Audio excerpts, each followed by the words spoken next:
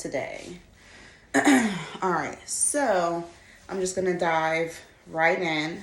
This is a domestic violence story. Listen, ladies that have, let me just pause. Ladies that have really big breasts, like, and you guys want to wear tops like this because I find tops like this so cute. How do you hold these up? Like, anyways, so let's get into the story. Um, on December 27, I remember it was my sister's birthday, and I was with this guy. I'm not gonna name no names. I'm not gonna put nobody on blast. Um, he beat me on December 27th, 2020. I was beaten um, by someone, I really cared about. I loved. Um, Thinking back now, um, I never would have thought in a million years that something like that would happen to me.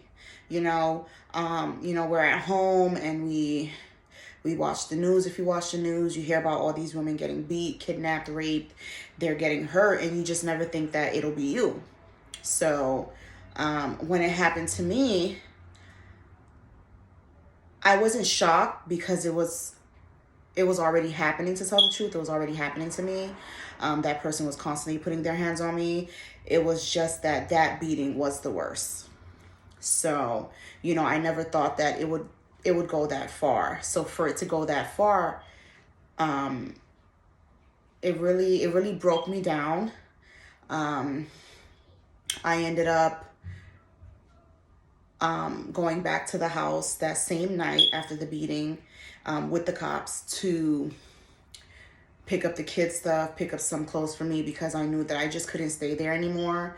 It just wasn't a good environment. I was no longer comfortable. It was just time for me to go, take my kids and go. So I ended up going back to the house that same night, about an hour or two after I got attacked.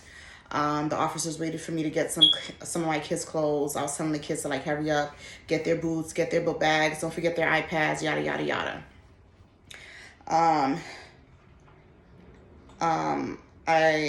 I left the house, and I remember just driving around crying. I just kept looking behind me because I felt like the person was following me. I just was very, very uncomfortable. I was still scared. Even though I was no longer in the house, I still had a lot of fear in me. I ended up parking in front of the police station because I felt safe there. And I was like, you know what? We're just going to sleep here and I'll figure out what to do when I figure out what to do. But my oldest sister called me and she was like, listen, you can't sleep in the car with the kids. Like, that's just not going to be comfortable. I was broke at the time. Like, I was working, but my funds were limited. So she, her and her husband paid for us to stay at a hotel that night. So I drove to the hotel. They had Cash App me. I paid for one night and knew that the next day we was going to have to go to the shelter. So, when we got there that night, I was watching the kids sleep and I just remember damn, this is my life. I feel so broken down, so I felt useless. I felt like a bad mom that I couldn't, I didn't have enough money in the bank to just say, all right, he beat me, so I'm going to just go rent an apartment now. I just didn't have it like that at the time. So I felt like I wasn't doing what what a mother should be doing for her children. So yeah, the kids took no, they didn't take a shower that night. So I took a shower that night and I remember just staring in the mirror, my legs were kind of swollen. I had red marks on my legs, on my stomach. My back was killing me because I took a couple hits to the back. I just felt very sore before and after the shower. The shower helped a little bit, but I still felt hurt. Like, my body still hurt a lot. The next day, We had to check out, I think, at 11. That hotel told us to check out at 11. So I woke up the kids around 8 or 9. Everybody took a shower, and we headed to the Bronx for PATH. If you're in New York, if you live in New York, in order to get into a shelter or temporary housing, you have to go to the Bronx, to this location called the PATH. So that's where all the families go. If you're seeking shelter, and basically you have to go through like this whole process, tell them what happened, how many kids you have, where the kids go to school. They're just like all in your business. You have to take a pregnancy test so they can know if you're pregnant. So I had to go through all that process. Luckily, it was during COVID. So what happened was, after I went through intake and filled out the information, took the pregnancy test or whatever, I was told that I can leave, and I'll just get a call that'll tell me which shelter I'm supposed to go to with the children. So that's basically what happened. It was an all-day thing. Like, the call took a while to come in, and then I remember this lady, I had went back inside to like ask them like, what's going on? I did everything. The kids are getting sleepy. I'm hungry. They have school tomorrow. I can't change their routine because of, what's going on with me. So I remember the lady, one of the caseworkers was like, oh my God, they didn't call you yet? Here, you're going to go to so-and-so in Brooklyn, yada, yada, yada. So they placed me at a shelter in Brooklyn. Not too far from my mom's house, so that was good. Not too far from the kids' school, that was good. And I drive anyway, but still, it was very convenient, the location that they sent us to. So we got there. I got lost on the way, because remember, I was coming from the Bronx. So I got lost on the way back to Brooklyn, looking for this shelter. We eventually made it. And as I was getting out the car, this guy was like, he was talking to someone. He was like, yeah, I'm waiting for Kayla. And I was like, oh, Kayla. And I said my last name. He was like, yeah. And I was like, okay, well, I'm here with the kids. We just reached. And he was like, okay, when you're done, just meet me, here in this room or whatever. So I took the kids out. I put my youngest, because I have 3 kids. So at the time, my oldest was 11. My daughter was 6. And my youngest was 3. So I put my 3-year-old in the stroller just to make life easier. The bag's underneath the stroller, and we, walked inside. When I went to sit with the guy, I can't remember his name. He was really kind. I didn't feel like he was being judgmental, like, look at this bitch and her kids.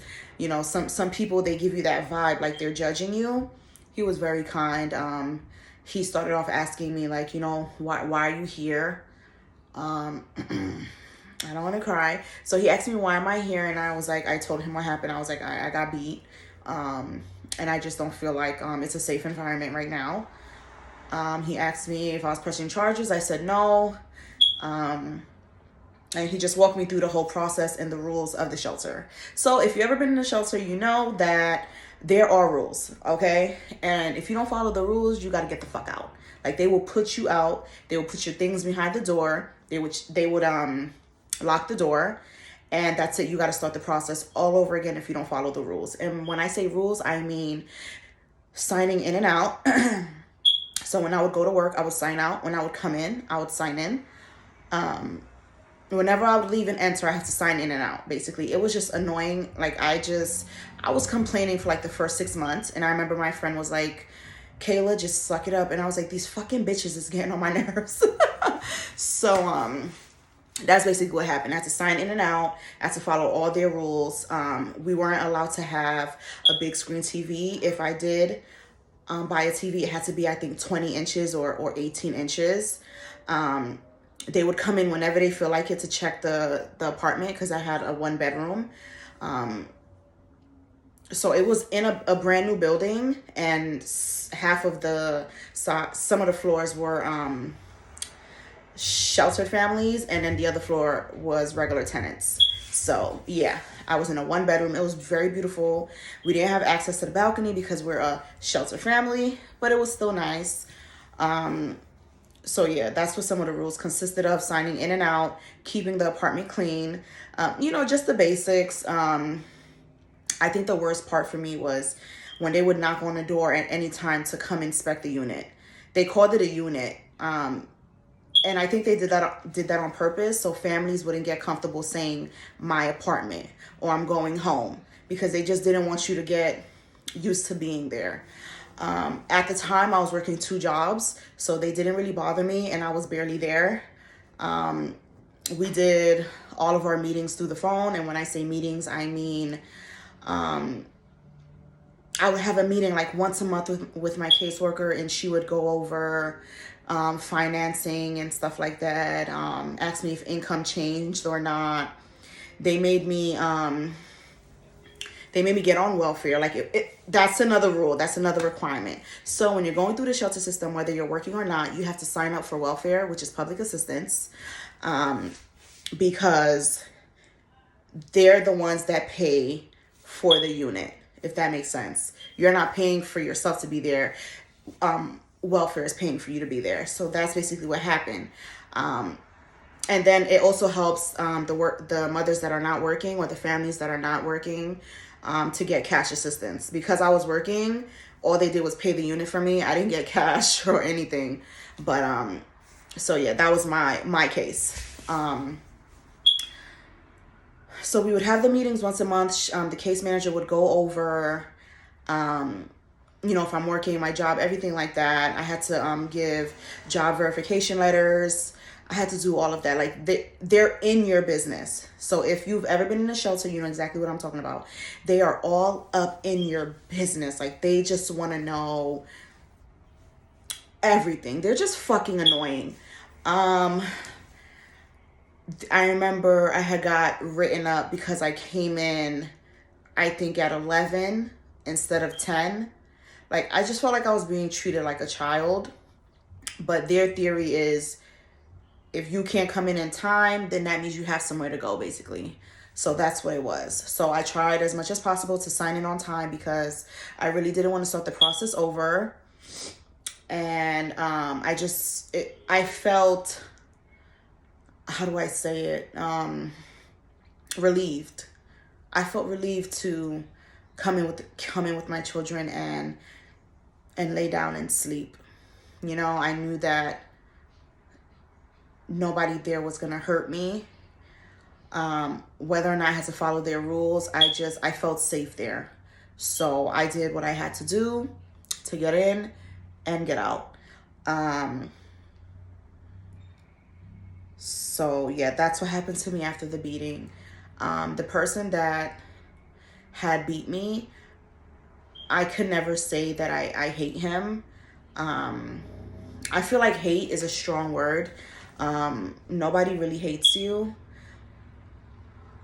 I just don't believe in the word hate, and I feel like if any woman out there, if someone you loved, put hands on you and really hurt you, you have to forgive them. It may sound, where was I? I got cut off. I got a call.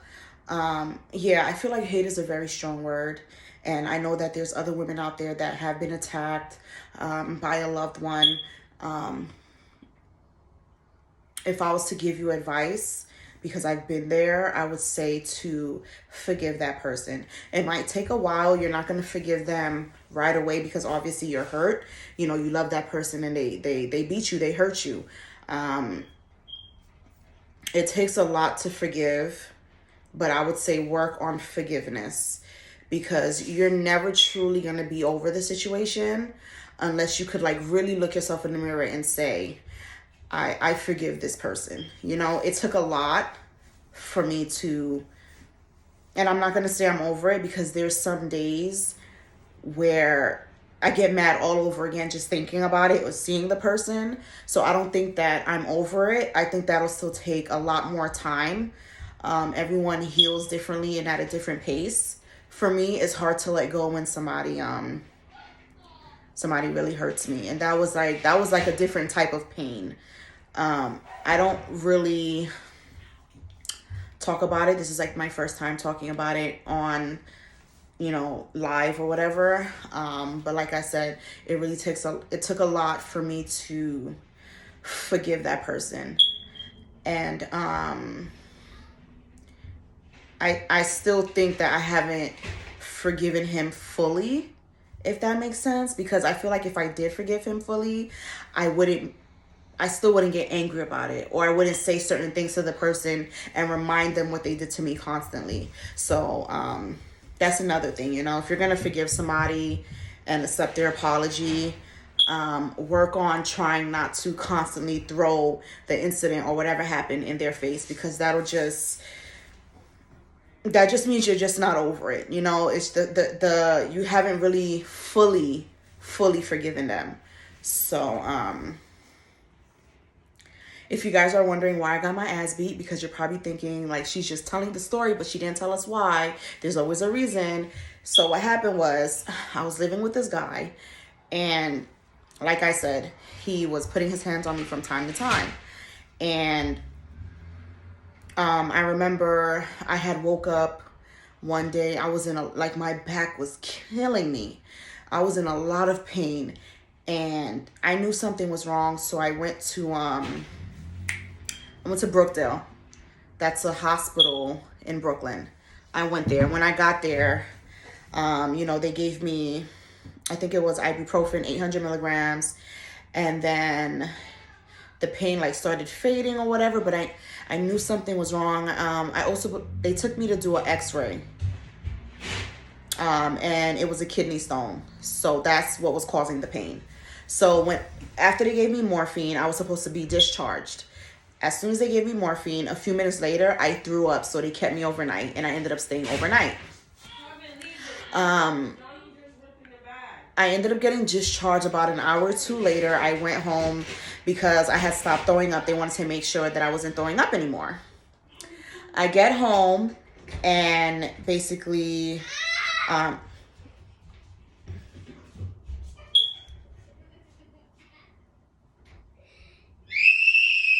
those are my kids. I get home, and the pain comes back. I'm not feeling well.